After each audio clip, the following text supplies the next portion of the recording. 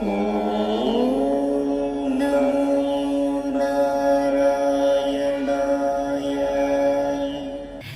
நமஸ்காரம். இன்னைக்கு நம்ம தசகம் 44 பார்க்க போறோம் ஸ்ரீமன் நாராயணியத்துல. இது நாமகரணம் ஜாதக பல கதனம் சின்ன சாந்திரானந்த ராகம். அதாவது பெருமாள் பிறந்தார் இல்லையா, அவருக்கு பேர் சூட்டுறது, அப்புறம் அவரோட ஜாதகத்தோட பலன் என்ன அப்படிங்கறத சொல்லக்கூடிய தசகம் இது. ஸோ ஃபர்ஸ்ட் ஸ்லோகத்துல என்னது அப்படின்னாக்க, அதாவது இந்த தசகம் ஃபுல்லாவே பெருமாளுக்கு பேர் வைக்கிற விழா, அதை தான் வர்ணிக்க போறா அப்படிங்கறத தெரிஞ்சுக்கிறோம். முதல் ஸ்லோகத்துல என்ன சொல்றான்னா, கர்க முனிவர் அவர் வசுதேவர் அவரோட, இப்ப நம்ம எல்லாம் சொல்றோம்ல நம்ம ஆத்துவாத்தியார் அப்படின்னு சொல்றோம் இல்லையா, அந்த மாதிரி அவளோட புரோஹிதர் அப்படிங்கிற மாதிரி சொல்லிக்கலாம். வசுதேவரோட புரோஹிதர் அப்படின்னு சொல்லிக்கலாம். அவர் தனியா இருக்காரே தவிர, ஆனா எப்பவுமே இங்க பிறந்த குழந்தை அவரோட குழந்தை தானே, அதனால எப்பவுமே அந்த குழந்தைக்கு என்ன பண்ணிட்டு இருக்கு அப்படின்னு சதா அந்த குழந்தையோட ஞாபகமாவே இருக்காராம்.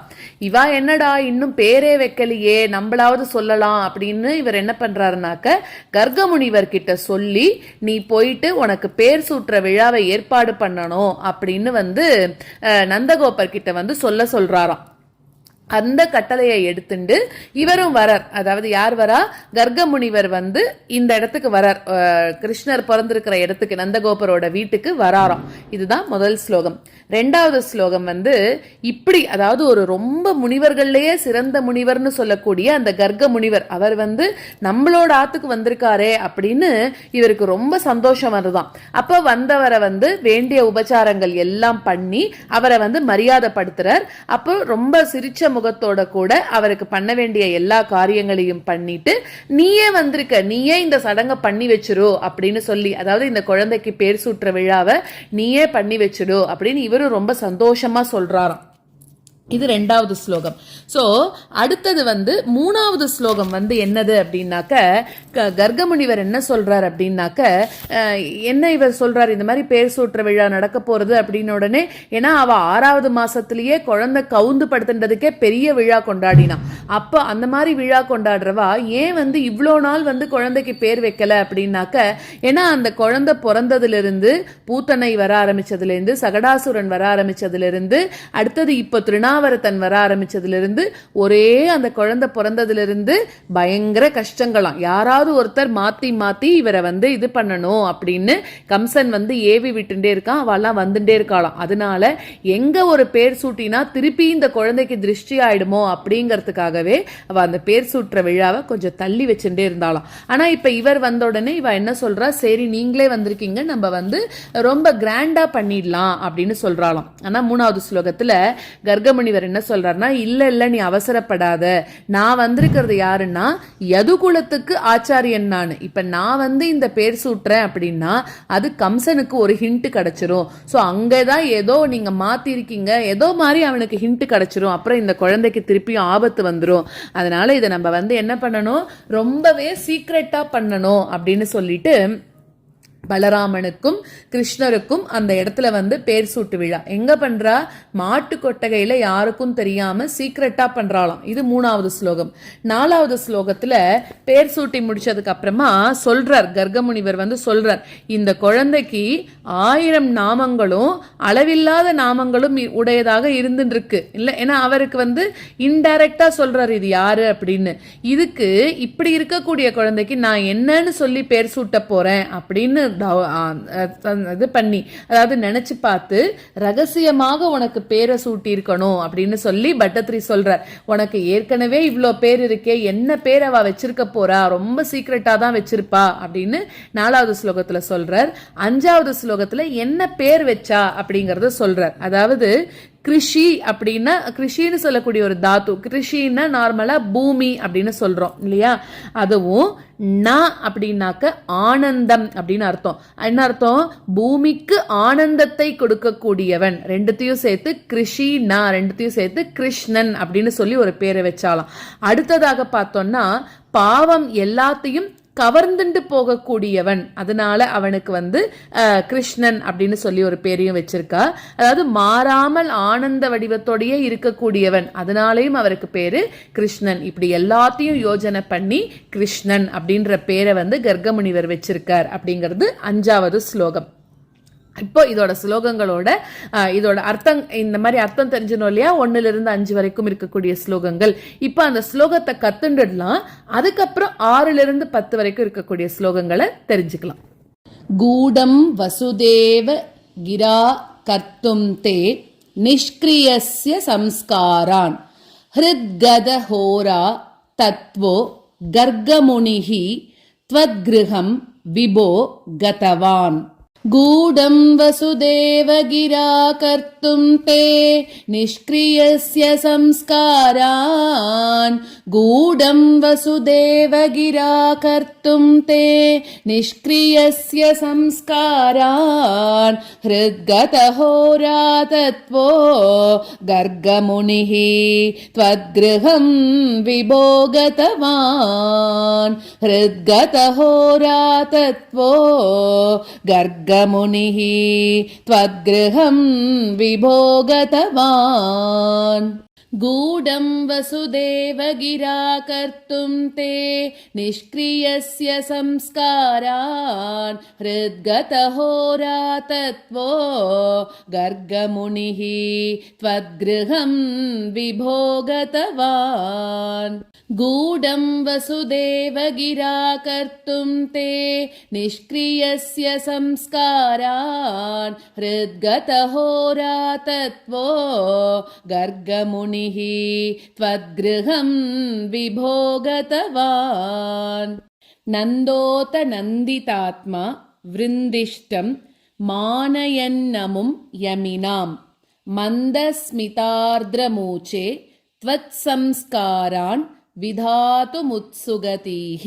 नन्दोत नन्दितात्मा वृन्दिष्टं मानयन्नमुं यमिनां नन्दोत नन्दितात्मा वृन्दिष्टं मानयन्नमुं यमिनां मन्दस्मितार्द्रमूचे त्वत्संस्कारान् विधातुमुत्सुगतिः. मन्दस्मितार्द्रमूचे त्वत्संस्कारान् विधातुमुत्सुगतिः.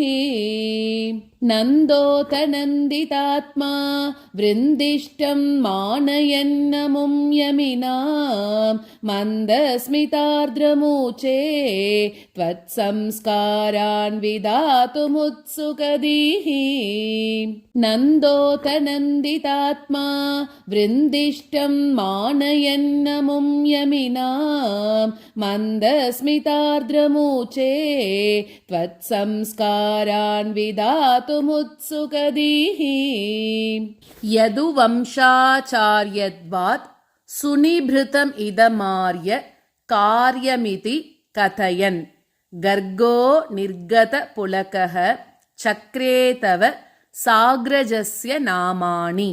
यदुवंशाचार्यत्वात् सुनिभृतमिदमार्य कार्यमिति कथयन् यदुवंशाचार्यत्वात् सुनिभृतमिदमार्य कार्यमिति कथयन् गर्गो निर्गतपुलकः चक्रे तव साग्रजस्य नामानि. गर्गो निर्गतपुलकः चक्रे तव साग्रजस्य नामानि.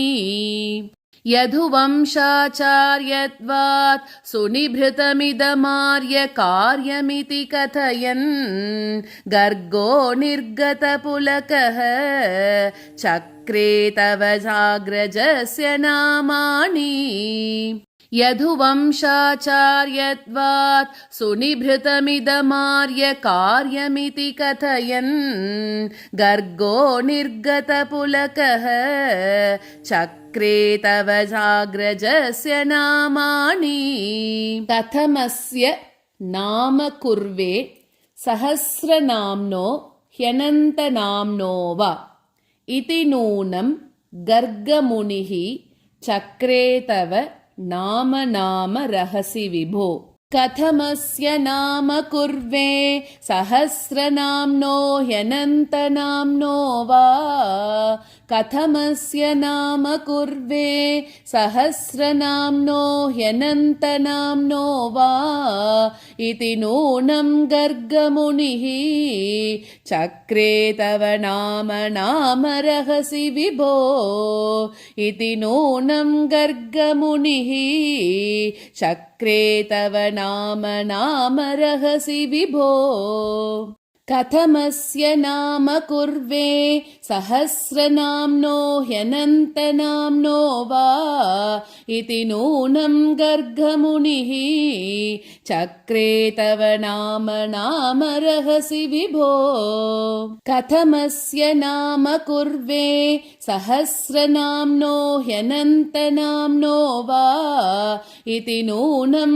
गर्गमुनिः चक्रे तव नाम रहसि विभो कृषिधातु नकाराभ्यां सत्तानन्दात्मतां किलाभिलपत् जगदगकर्षित्वं वा कथय दृशिः कृष्णनामते व्यतनोत् कृषिधातु नकाराभ्यां सत्तानन्दात्मतां किलाभिलपत् कृषिधातु नकाराभ्यां सत्तानन्दात्मतां किलाभिलपत् जगदगकर्षित्वं वा कथय दृशिः कृष्णनामते व्यतनोत् जगदगकर्षित्वं वा कथय दृशिः कृष्णनामते व्यतनोत् कृषिधातु नकाराभ्यां सत्तानन्दात्मतां किलाभिलपत् जगदगकर्षित्वं वा कथय दृशिः कृष्णनामते व्यतनोत् कृषिधातु नकाराभ्यां सत्तानन्दात्मतां किलाभिलपत् जगदगकर्षित्वं वा कथय दृशिः कृष्णनामते व्यतनोत्